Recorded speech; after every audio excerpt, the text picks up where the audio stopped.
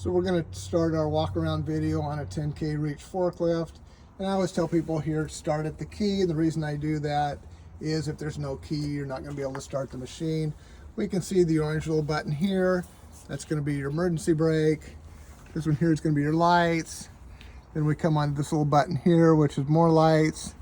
And this one here is your steering pattern selector. We notice that there is, on this machine here, there's 3 different steering patterns. Let's see if I can get a better picture of this thing. 1, 2, 3. Most popular is basically 4-wheel steer because it's fastest turning radius. And we also notice on this one here, there's a 3-speed transmission, which is done by just rotating this. We're first gear, second gear, third gear, fourth gear. And then we have our stick, which is up, boom down, boom out, and boom in. And this here is your fork tilt.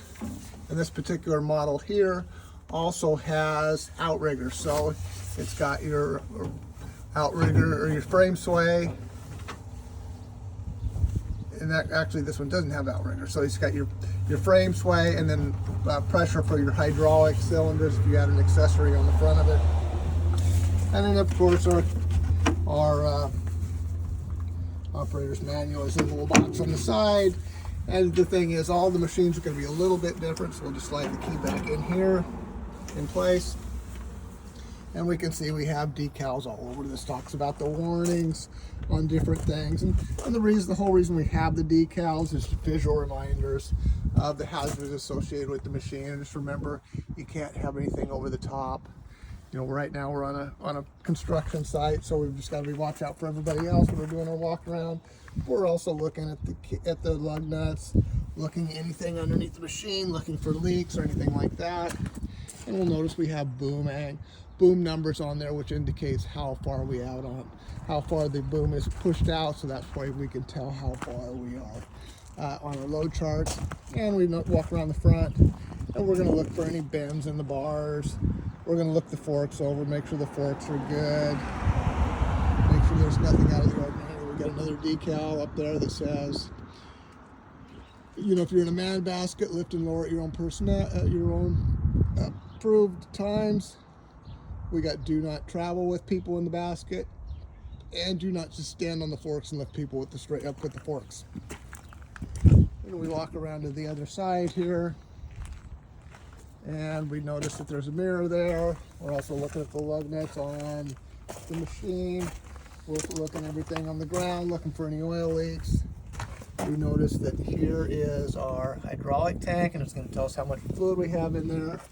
And we're also, you know, before we start the machine, we're going to want to check the engine oil. And the engine oil is an old dipstick right there. So we're just going to want to make sure it's all the way up. And we just want to make sure that we don't stick our hands in anything when the machine is running. So we're going to go around the back, and we're also going to make sure that the backup alarms are plugged in, and we can either look at that stuff, or we can start the machine up and put it in reverse, and if it beeps, that tells us that the hydraulics or that the backup alarms are working. And we make our way around, checking everything, just looking inside the engine. This side here, there's not a lot to look at. We're just looking for anything that doesn't look right, it looks out of the ordinary. And we'll close that back up, and we're just looking for leaks. Like I said, tires, lugs, anything like that.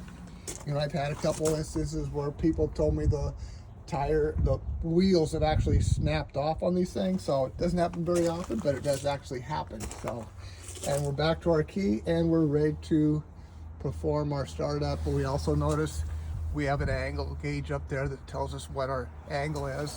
And if we look at it real close, we can see we're about 3 or 4 degrees out of level.